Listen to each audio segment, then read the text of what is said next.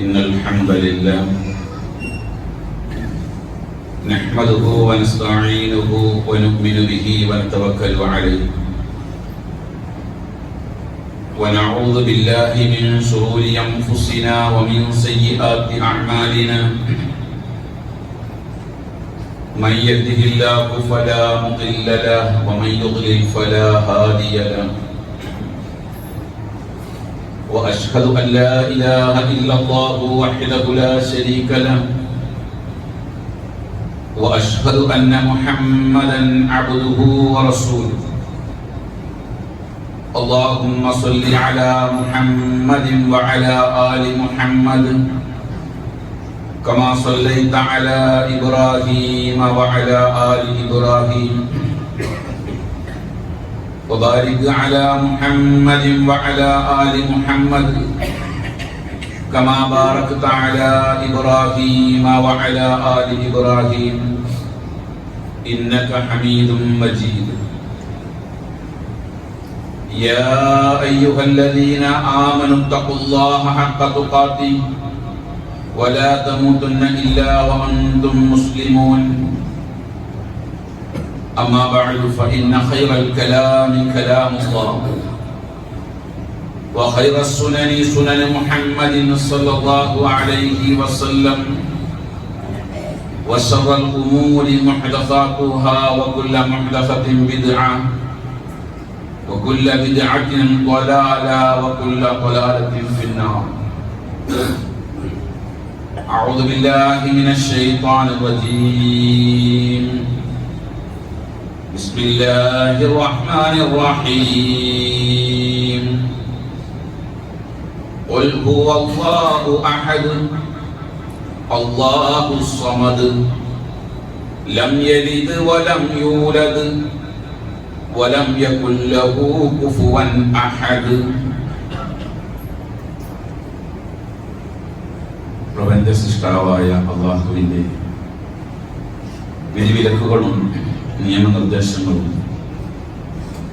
ജീവിതത്തിന്റെ എല്ലാ മേഖലകളിലും പ്രത്യേകിച്ച് നമ്മുടെ രഹസ്യ ജീവിതങ്ങളിൽ സൂക്ഷിച്ചു പാലിച്ച് ജീവിക്കുകയും അല്ലാഹുവിന്റെ തൃപ്തിയും പൊരുത്തവും നേടുന്ന നല്ലവരായ അടിമകളാകാൻ നാം പരമാവധി പരിശ്രമിക്കുകയും അതിനുവേണ്ടി പ്രാർത്ഥിക്കുകയും ചെയ്യുക.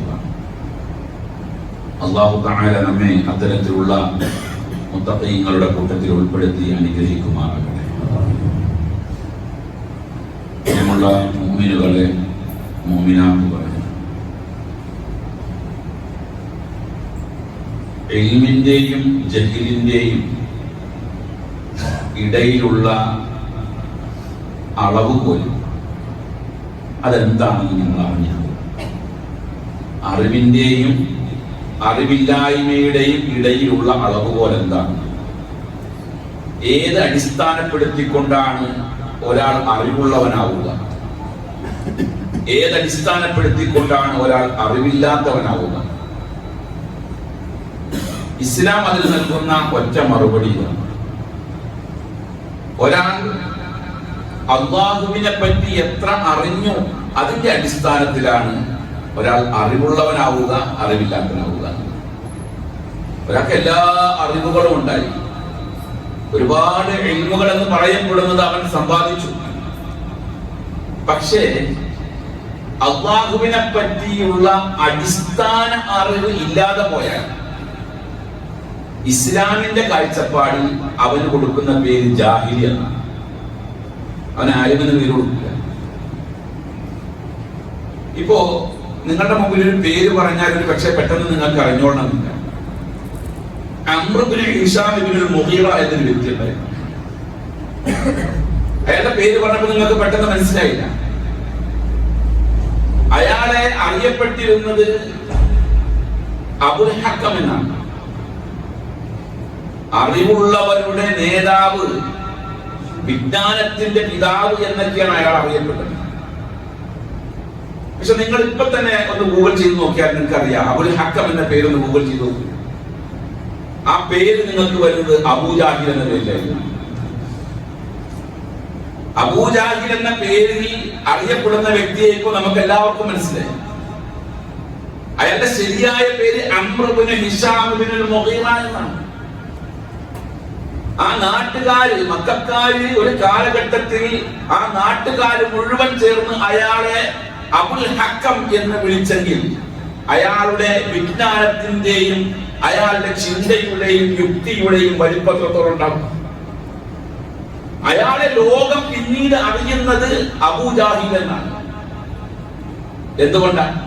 അയാൾക്ക് എല്ലാ അറിവുണ്ടായി, പക്ഷേ അയാൾക്ക് അടിസ്ഥാനപരമായ അള്ളാഹിനെ പറ്റിയുള്ള ഒരു അറിവില്ലാതെയായി.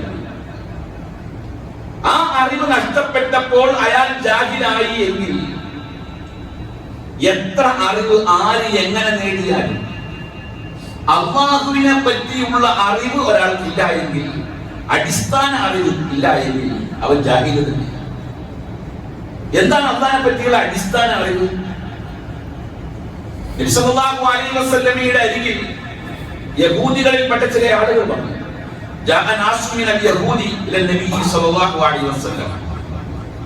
എന്നിട്ട് അവർ നബിയോട് പറഞ്ഞു,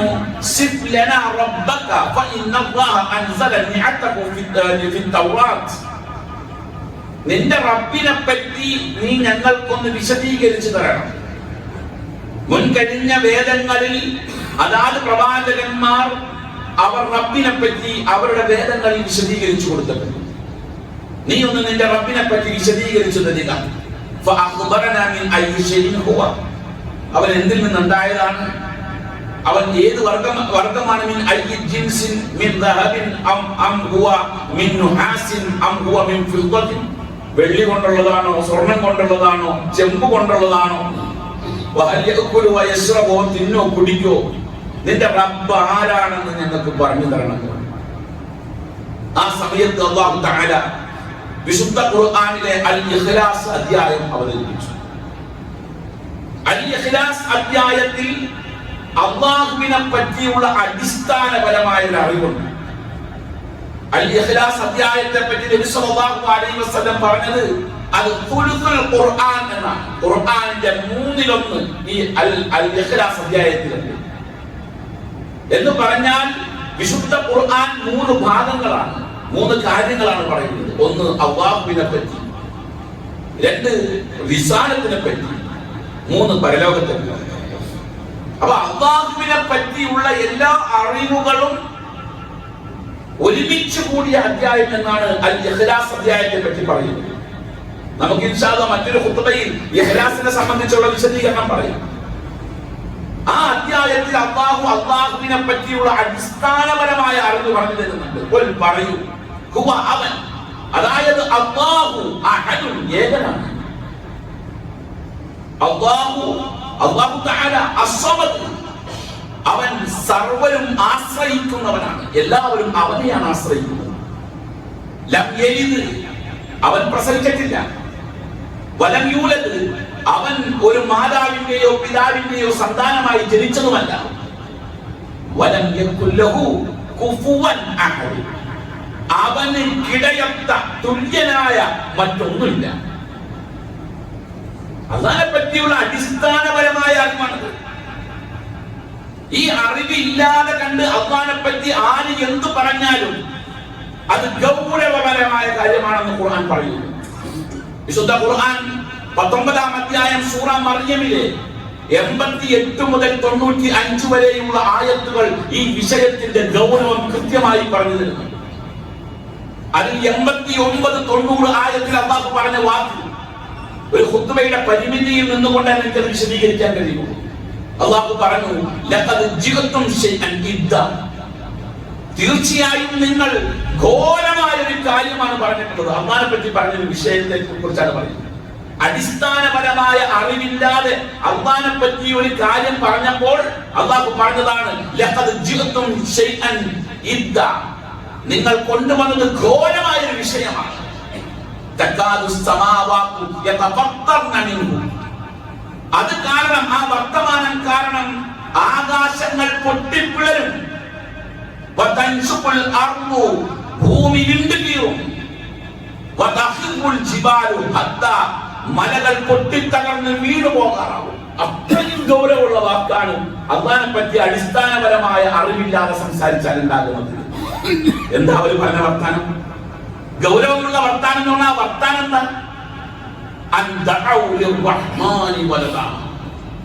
റഹ്മാനായ അല്ലാഹുവിന് കുട്ടിയുണ്ടെന്ന് അവർ വാദിച്ചു. ക്രിസ്ത്യാനികളെ പറ്റിയാണ് പറഞ്ഞത്. ക്രിസ്ത്യാനികൾ അല്ലാഹു കുട്ടിയുണ്ട്, സന്താനമുണ്ട്, പുത്രനുണ്ട് എന്ന വാദം കൊണ്ടുവന്നതിന് അല്ലാഹു കൊടുത്ത മറുപടി അതാണ്. അവരുടെ വായിൽ നിന്ന് വീണ വർത്തമാനത്തിന്റെ ഗൗരവം കുറിക്കാൻ അല്ലാഹു പറഞ്ഞു, ഇന്ന് നമ്മൾ പാരായണം ചെയ്തിട്ടുണ്ട് അൽ-കഹ്ഫ് അധ്യായത്തിൽ. അല്ലാഹു കുട്ടിയുണ്ടെന്ന് പറഞ്ഞ ആളുകൾക്ക് താക്കീത് ചെയ്യുക, മുന്നറിയിപ്പ് കൊടുക്കുക. അവർക്കോ അവരുടെ ഉപ്പമാർക്കോ ഈ വിഷയത്തിൽ അറിവില്ല.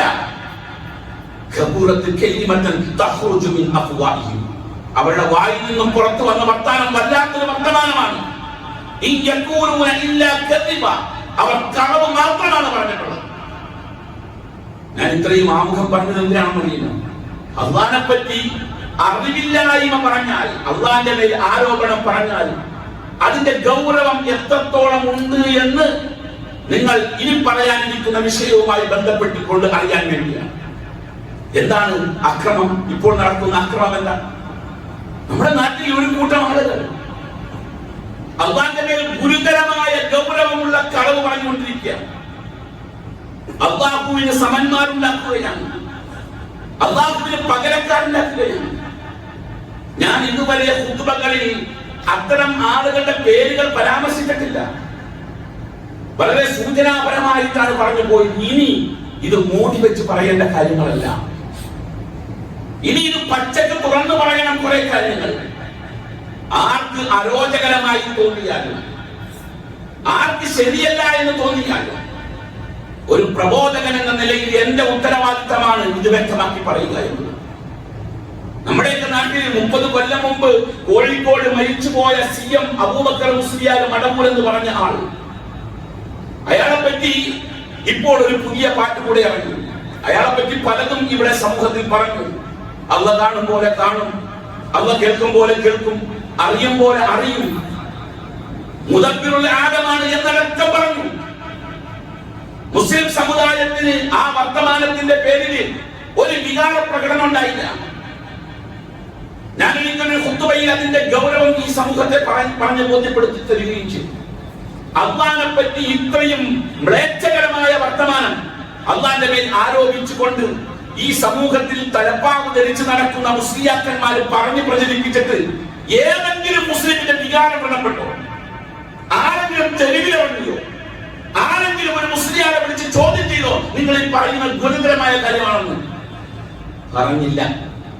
ഞാൻ പറഞ്ഞത് ഒരു മുസ്ലിം അല്ലാത്ത ഒരാളാണ് ഈ ഇസ്ലാമിനെ പറ്റി കുറ്റം പറഞ്ഞെങ്കിലോ കൈവെട്ടാനും കാലുവെട്ടാനും തലവെട്ടാനും ഇവിടെ നടക്കുന്ന ആൾക്കാരുണ്ടാവും, ഇല്ലേ?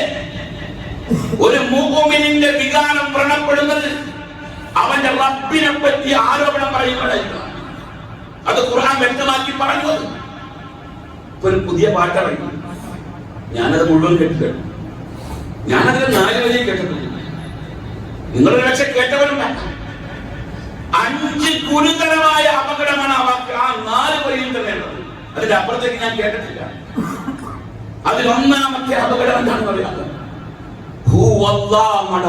എന്ന വാക്ക് ആ പാട്ടിലുള്ളതാണ്. എന്ന് പറഞ്ഞാൽ അതിനർത്ഥം എന്താ? അല്ലാഹ് എന്നാൽ അത് മടവൂരാണ്. നഊദു ബില്ലാഹ്. നമ്മൾ പഠിച്ചതെന്താ ഇപ്പോ? ഖുൽ ഹുവല്ലാഹു അഹദ് അല്ലേ? അല്ലാഹു ഏകനാണെന്ന് നമ്മൾ പഠിച്ചത്. അവനെ പോലത്തത് ഇല്ലാന്ന് അവർ പഠിച്ചത്. പക്ഷേ ആ പാട്ടിൽ നിന്ന് ഈ സമൂഹത്തെ പാടി പഠിപ്പിക്കുകയാണ്. ഓരോ കുടുംബവും വയർ മുറുക്കിക്കെട്ടി അര മുറുക്കിക്കെട്ടി പട്ടിണി കിടന്ന് ഇവിടത്തെ ഉസ്താദുമാര് ദീൻ പഠിപ്പിക്കാൻ വേണ്ടി വളർന്നു വരട്ടെ എന്ന് കരുതി പണവും ഭക്ഷണവും കൊടുത്ത് വളർത്തിയെടുത്ത പുരോഹിതന്മാർ അവർ ഈ സമൂഹത്തെ ഇപ്പൊ പഠിപ്പിക്കുന്നത് 30 കൊല്ലം മുമ്പ് മരിച്ചു പോയ ഭ്രാന്ത് പിടിച്ച മനുഷ്യൻ അയാളാണ് അവൻ. രണ്ടാമത്തെ അപകടം തന്നെയാവോ? അത് ഗൗരവമുള്ള കാര്യമാണ്. ആൾക്കാരും ശ്രദ്ധിക്കില്ല.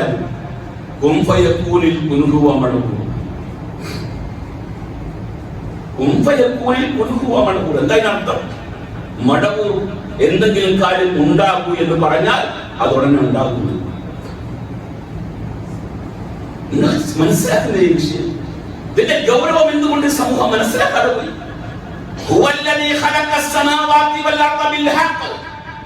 അല്ലാഹുവാണ് ആകാശ ഭൂമികളെ അതിന്റെ യുക്തിപ്രകാരം സത്യസന്ധമായി സൃഷ്ടിച്ചവൻ. അവൻ പറയുന്ന ഒരു ദിവസമുണ്ട്, കുൻ കുൻ എന്ന് പറയുമ്പോൾ അതുണ്ടാകും. അവന്റെ വാക്കാണ് സത്യം. ഉണ്ടാകും എന്ന് പറഞ്ഞാൽ അതുണ്ടാകും എന്നുള്ളത് അല്ലാഹുവിന്റെ വിശേഷണമാണ്. അത് ഈ മടവൂരിൽ താമസിക്കുന്ന 30 കൊല്ലം മുമ്പ് മരിച്ചുപോയ ഭ്രാന്ത് പിടിച്ച മനുഷ്യനാണെന്ന് പറഞ്ഞാൽ എന്തുകൊണ്ട് മുസ്ലിം സമുദായം ഉണർന്നു ചിന്തിക്കുന്നില്ല? മൂന്നാമത് ഗൗരവമുള്ള വാക്ക് എന്താണെന്നറിയാമോ? അയാൾ പഠിച്ചവനാണ്. അല്ലേ? അത് കേട്ടോ എന്നറിയില്ല, കേട്ടിട്ടില്ലെങ്കിൽ ഇത് കഴിഞ്ഞിട്ടൊന്ന് കേട്ടു നോക്കില്ല. മടവൂരാരാ? പടച്ചവനാണോ എന്ന് ചോദിക്കുന്നവരോട് മറുപടി പറയണം, അതെ അതെ, മടവൂരാണ് എന്റെ പടച്ചോൻ എന്നറിയണം. അതാണ് ആ വരികളുള്ളത്. ഗൗരവമില്ലേ ഈ വാക്ക്? ഈ വിഷയത്തിന്റെ ഗൗരവമില്ലേ?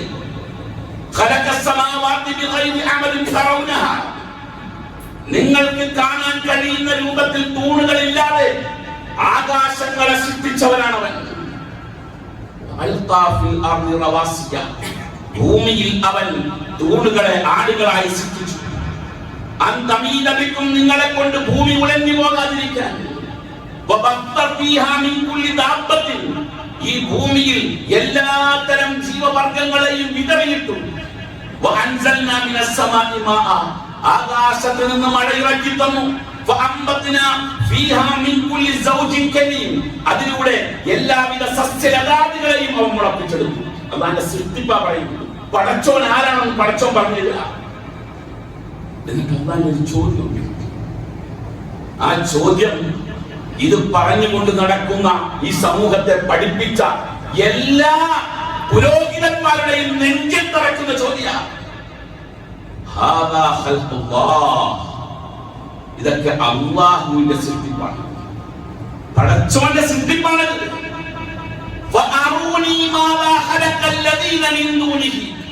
അല്ലാഹുവിന് പുറമെ സൃഷ്ടികളുണ്ട്. അല്ലാഹുവിന് പുറമെ ഉള്ള ആളുകൾ സൃഷ്ടിച്ചത് എന്താണെന്ന് പറഞ്ഞു തരൂ. നിങ്ങളുടെ പടച്ചോൻ പടച്ചത് എന്താണെന്ന് പറഞ്ഞതാ? ഖുർആൻ ചോദിക്കുന്നു, പറഞ്ഞതാ? എന്തെങ്കിലും പടച്ചിട്ടുണ്ടോ? ഖുർആന്റെ ഭാഷയിൽ പറഞ്ഞാൽ ഒരു ഈച്ചയെ പോലും പടക്കാൻ പറ്റിയിട്ടില്ല. ഈച്ചയെ പോലും പടക്കാൻ കഴിയാത്ത മുഴുഭ്രാന്ത് പിടിച്ചു നടന്ന ഒരു മനുഷ്യൻ പടച്ചോനാണ് എന്ന് പച്ചക്ക് മലയാളക്കരയിൽ പാടിയപ്പോൾ, ഇസ്ലാമിന്റെ ഭൂമികയിൽ നിന്ന് പാടിയപ്പോൾ എന്റെ മുസ്ലിമെ നമ്മുടെ വികാരം കൊള്ളപ്പെട്ടില്ല?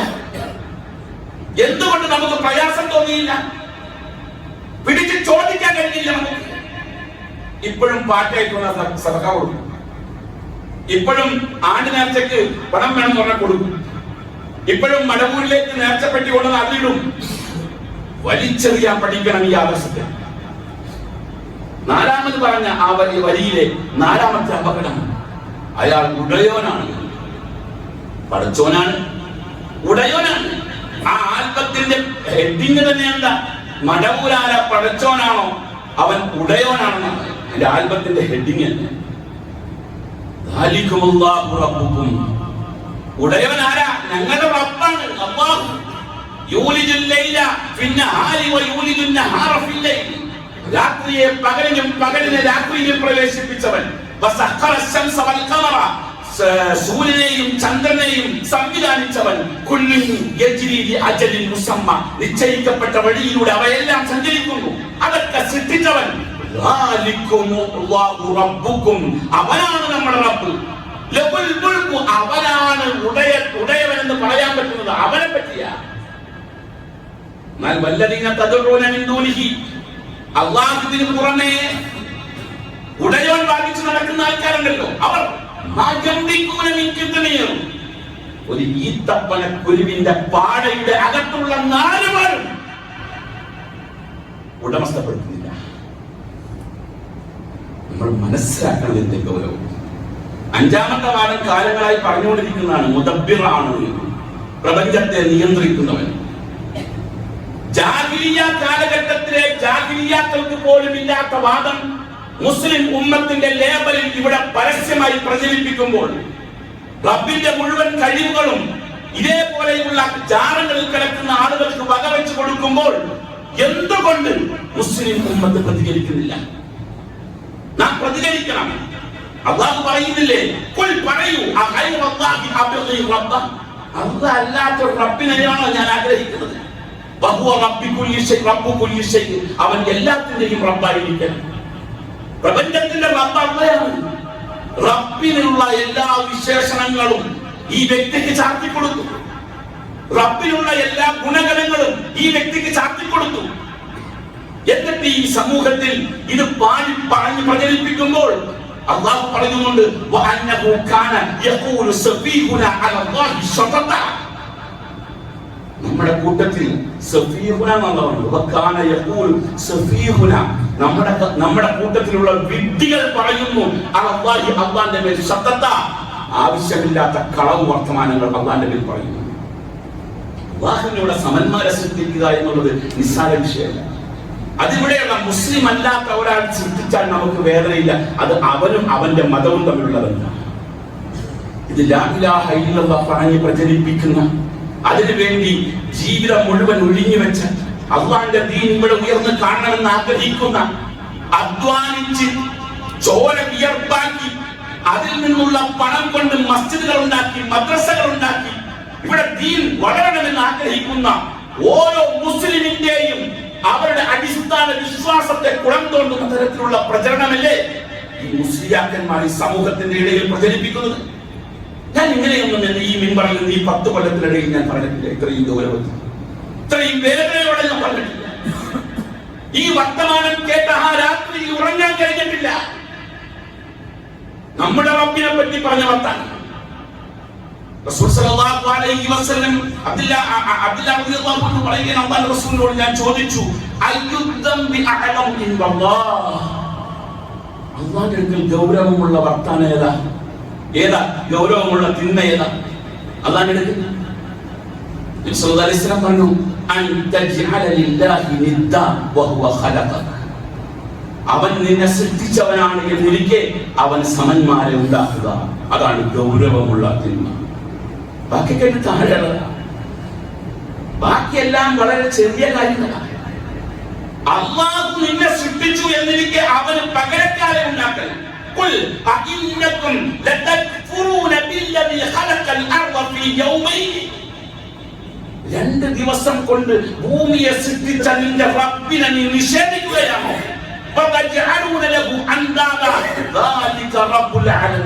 അവന് നീ പകരക്കാരെ ഉണ്ടാക്കുകയാണോ? അവൻ റബ്ബുൽ ആലമീൻ അല്ലേ, പ്രപഞ്ചത്തിന്റെ റബ്ബല്ലേ? എന്റെ ചോദ്യം. ഈ മഹാപാതകത്തിൽ നിന്നും പണ്ഡിതരെന്ന് പറഞ്ഞു നടക്കുന്ന ഒരാൾക്കും കൈയെഴുതാൻ കഴിയില്ല. കാരണം ഇതിന്റെ വിത്ത് പാകിയ ആളുകൾ ഇവിടെ കഴിഞ്ഞു. മരിച്ചുപോയവരോട് പ്രാർത്ഥിക്കാൻ ഖുർആനിൽ ആയത്തുണ്ട് എന്ന് വാദപ്രതിവാദം നടത്തിവിടെ. കള്ളക്കലകളും ഇല്ലാക്കലകളും നിറഞ്ഞ മൗലിദുകളും റാത്തീവും കുത്തിരിയത്തും നമ്മളുടെ വീടുകളിൽ ചൊല്ലി പണം പിടിക്കൊണ്ടുപോയി. ഖുർആനിൽ നിന്ന് മുസ്ലിമുകളെ അകറ്റി ജാറ വ്യവസായങ്ങൾ ഇവിടെ തുടങ്ങി. സത്യത്തെ മറച്ചു വെച്ച് അസത്യത്തെ പ്രചരിപ്പിച്ചു. ഫവൈലുൻ ലില്ലദീന യക്തുബൂനൽ കിതാബ ബിഐദീഹിം, അല്ലാഹുവിന്റെ വേദത്തെ കൈകൊണ്ട് മറച്ചു വെച്ച ആളുകൾക്കാണ് സർവനാശവും. എന്നിട്ട് അവര് കൊണ്ടുവന്ന മൗലൂദ് കിതാബുകളും പാഠ കിതാബുകളും അതൊക്കെ അല്ലാഹുവിൽ നിന്നുള്ളതാണെന്ന് അവർ പറയുകയും ചെയ്യും. എന്തിനാ? തുച്ഛമായ വിലക്ക് വിൽക്കാൻ വേണ്ടിയ, ഈ ദീനിനെ തുച്ഛമായ വിലക്ക് വിൽക്കാൻ.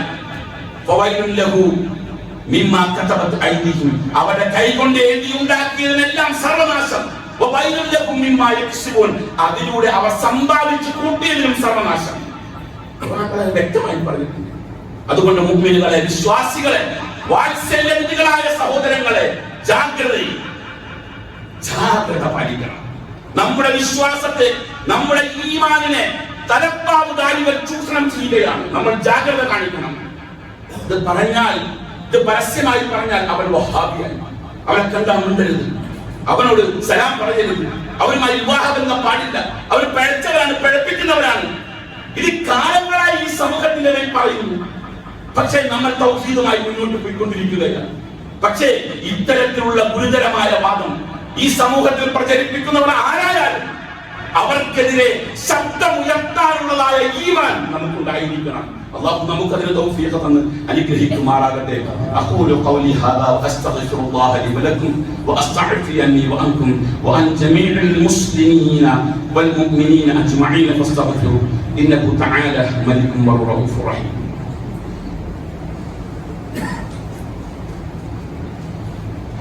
الحمدلله رب العالمين العاقبة للمتقين ولا عدوان إلا على الظالمين وأصلي وأسلم على أشرف المرسلين وعلى آله وصحبه أجمعين أما بعد فاتقوا الله عباد الله. അല്ലാഹുവിനെ തഖ്വ ചെയ്ത് ജീവിക്കണമേ എന്ന് ഒരിക്കൽ കൂടി വസിയത്ത് ചെയ്യുകയാണ്. പ്രിയമുള്ള സഹോദരങ്ങളെ, കഴിഞ്ഞ കുറച്ച് ദിവസങ്ങൾക്ക് മുമ്പ് നമ്മളുടെ കേരളത്തിലെ ഒരു ക്യാമ്പസുമായി ബന്ധപ്പെട്ടുകൊണ്ട് ക്യാമ്പസിൽ നിസ്കരിക്കാൻ സ്ഥലം അനുവദിക്കുന്ന വിഷയവുമായി ബന്ധപ്പെട്ടുകൊണ്ടൊരു വിവാദമുണ്ട്. അത് പിന്നീട് വേറെ ചില ക്യാമ്പസുകളിലും അതുമായി ബന്ധപ്പെട്ടുകൊണ്ടുള്ള വിവാദങ്ങളുണ്ട്. സത്യത്തിൽ ഇസ്ലാമിന്റെ പേരിൽ പ്രവർത്തിക്കുന്ന ചില പൊളിറ്റിക്സ് മൈൻഡുള്ള ആളുകളിൽ നിന്നുണ്ടാകുന്ന വിവാദങ്ങളുണ്ട്. ഒരു മുസ്ലിമിന്റെ നിസ്കാരത്തിന് എവിടെയും വിവാദമില്ല. വിവാദം ഉണ്ടാകാതിരിക്കാൻ വേണ്ടിയാണ് അല്ലാഹുവിന്റെ റസൂൽ പറഞ്ഞത് റസൂലുള്ളാഹിയുടെ പ്രത്യേകതകളിൽപ്പെട്ട റസൂലുള്ളാഹിയുടെ സമുദായത്തിന്റെ പ്രത്യേകതകളിൽപ്പെട്ടതാണ് എന്ത്? ഈ ഭൂമി മുഴുവൻ മസ്ജിദാണ്, അത് തഹൂറുമാണ്. എവിടെയും നിസ്കരിക്കാം, എവിടെയും നിസ്കരിക്കാം. ഇന്ന സ്ഥലത്ത് ക്യാമ്പസിന്റെ ഉള്ളിലെ ക്ലാസ് മുറിയിൽ തന്നെ നിസ്കരിക്കണമെന്നില്ല, എവിടെയും നിസ്കരിക്കാം. രണ്ടാമത്, നിസ്കാരം എന്നുള്ളത് ഇസ്ലാം അനുവദിച്ചിട്ടുണ്ട്. യാത്ര ചെയ്യുന്ന ആളുകൾ 5 കിലോമീറ്റർ പരിധിയിൽ യാത്ര ചെയ്താലും ജംആക്കാം. അങ്ങനത്തെ ഒരു അനിവാര്യ ഘട്ടമാണ്. ജംആക്കാം, ളുഹറും അസ്റും ജംആക്കാം. കസറാക്കാൻ കഴിയില്ല, ചെറിയ യാത്രയാണെങ്കിൽ അതും അനുവദിച്ചിട്ടുണ്ട്. ഒരു ക്യാമ്പസിൽ പോകുന്ന ഒരു കുട്ടിയെ സംബന്ധിച്ചിടത്തോളം അവിടെ നിസ്കരിക്കാൻ സൗകര്യം ഇല്ലെങ്കിൽ അസറിലേക്ക് പിന്തിച്ച് ജമാഅത്ത് വീട്ടിലോ നിസ്കരിച്ചാൽ മതി. അതുമല്ലെങ്കിൽ തൊട്ടടുത്ത് മസ്ജിദുകളിൽ കയറി നിസ്കരിക്കാം. ഈ വിവാദമുണ്ടായതിൽ തൊട്ടടുത്തൊരു മസ്ജിദ് ഉണ്ട്, പക്ഷേ അവിടെ പെൺകുട്ടികൾക്ക് നിസ്കരിക്കാനുള്ള പെർമിഷൻ ഇല്ല പോയി. ആരുണ്ടാക്കിയതാ? മുമ്പ് ഞാൻ ഈ പറഞ്ഞ മടവൂരിനെ അള്ളാഹ് ആൾക്കാർ തന്നെ ഉണ്ടാക്കിയ നിയമമാണ്. മസ്ജിദുകളിൽ പെണ്ണുങ്ങൾക്ക് നിസ്കരിക്കാൻ പാടില്ല എന്ന നിയമം. സത്യത്തിൽ വിവാദം ഉണ്ടാക്കേണ്ടത് അവിടെയല്ലേ? എന്തുകൊണ്ട് അവിടെ വിവാദം ഉണ്ടായില്ല? വിവാദമുണ്ടായത് മാനേജ്മെന്റുമായി ബന്ധപ്പെട്ടുകൊണ്ടാണ്. എനിക്ക് അവരുമായി യാതൊരുമില്ല. പക്ഷേ ഇതിലുള്ളതായ ആ നീതിപരമായ വിഷയം ഇവിടെ പറഞ്ഞത്. ഒരു മുഅ്മിനെ സംബന്ധിച്ചിടത്തോളം തൊട്ടടുത്ത് പള്ളിയുടെ അവിടെ നിസ്കരിക്കാൻ സംവിധാനം ഉണ്ടാക്കുന്ന അവിടെയാണ് വിവാദം വേണ്ടത്. വിവാദം ഉണ്ടാക്കിക്കൊണ്ട് ഒരു മുഅ്മിൻ എവിടെ നിസ്കരിക്കാൻ പാടില്ല. ഒരാൾക്ക് താല്പര്യമില്ല, അതെന്റെ പ്രോപ്പർട്ടി, എനിക്ക് താല്പര്യമില്ലാത്തടത്ത് പിടിച്ചെടുത്ത് അവിടെ നിസ്കരിക്കേണ്ട ആവശ്യമില്ല. പിടിച്ചെടുത്ത ഭൂമിയിൽ, താല്പര്യമില്ലാതെ പിടിച്ചെടുത്ത ഭൂമിയിൽ നിസ്കരിക്കുന്നതിന്റെ ഹുക്മ് 4 മദ്ഹബും കൃത്യമായി പറഞ്ഞിട്ടുള്ളത് തെറ്റാണ്. പിന്നെ അവിടെ നിസ്കരിക്കുന്നത് പലസ്തീനിലെ മോചനവുമായി ബന്ധപ്പെട്ടുകൊണ്ട് ഉമർ ഇബ്നു ഖത്താബ് റളിയല്ലാഹു അൻഹു ബൈത്തുൽ മുഖദ്ദസിന്റെ പരിസരത്ത് ക്രൈസ്തവ പാതിരിമാരടങ്ങുന്ന ആളുകളുമായിട്ടൊരു ചർച്ച നടന്നുകൊണ്ടിരിക്കുക. അവരുടെ പള്ളിയിൽ വെച്ചുകൊണ്ട്, അവരുടെ ആരാധനാലയത്തിൽ വെച്ചുകൊണ്ട് നിസ്കാരത്തിന്റെ സമയമായി. ഉമർ റളിയല്ലാഹു അൻഹു പറഞ്ഞു, എനിക്ക് നിസ്കരിക്കണം. കനീസയുടെ ഉള്ളിൽ വെച്ചാണ് പറയുന്നത്. അവർ പറഞ്ഞു, ഈ കനീസ ഇത്രയും വിശാലമാണ്, ഇതിന്റെ ഉള്ളിൽ, ഈ പള്ളിയുടെ ഉള്ളിൽ എവിടെയും നിങ്ങൾക്ക് നിസ്കരിക്കാം. അദ്ദേഹം പറഞ്ഞില്ല, ഞാൻ അപ്പുറം പോയി നിസ്കരിച്ചോളാന്ന് പറഞ്ഞ് വാതിലും തുറന്ന് പുറത്തു പോയി നിസ്കരിച്ചിട്ട് അദ്ദേഹം പറഞ്ഞു. എന്നിട്ട് അദ്ദേഹം പറഞ്ഞു, ലൗ സല്ലൈതു ദാഖിലൽ കനീസതി അഹദൽ മുസ്ലിമൂന ബഅദി, ഞാനെങ്ങാനും ഈ പള്ളിയുടെ ഉള്ളിലെങ്ങാനും നിസ്കരിച്ചിരുന്നെങ്കിൽ എനിക്ക് ശേഷം വരുന്ന മുസ്ലിമീങ്ങൾ ഇത് ഞങ്ങളുടെ ഉമർ നിസ്കരിച്ച പള്ളിയാണെന്ന് പറഞ്ഞ് കയറി പിടിക്കും, പിടിച്ചടക്കും. അത് ഭയന്നിട്ടാണ് ഞാൻ പുറത്തുപോയി നിസ്കരിച്ചത്. മുസ്ലിമിന് നിസ്കാരത്തിന്റെ വിഷയത്തിലുള്ള നിലപാടിലാണ്. നിസ്കാരം അത് കൃത്യസമയത്ത് നിർവഹിക്കേണ്ടത് തന്നെയാണ്. പക്ഷേ ശറഇന്റെ അകത്ത് നിന്നുകൊണ്ട് അതിൻ്റെതായ ഒരുപാട് വിട്ടുവീഴ്ചകളുണ്ട്. അതാണ് അവർ ഉപയോഗപ്പെടുത്തേണ്ടത്. അതല്ലാതെ ഇസ്ലാമിന്റെ പേരിൽ ആരോപണം വരാനിരിക്കുന്ന ആളുകൾക്ക് ഇനിയും വടി കൊടുത്ത് ഈ മതത്തിന്റെ ആളുകളെ വ്രണപ്പെടുത്താതിരിക്കുക എന്നുള്ളത് മുസ്ലിമിന്റെ ബാധ്യതയാണ്. അല്ലാഹു സുബ്ഹാനഹു വ തആല ശരി മനസ്സിലാക്കി പ്രവർത്തിക്കുവാൻ നമുക്ക് തൗഫീഖ് തന്ന് അനുഗ്രഹിക്കുമാറാകട്ടെ.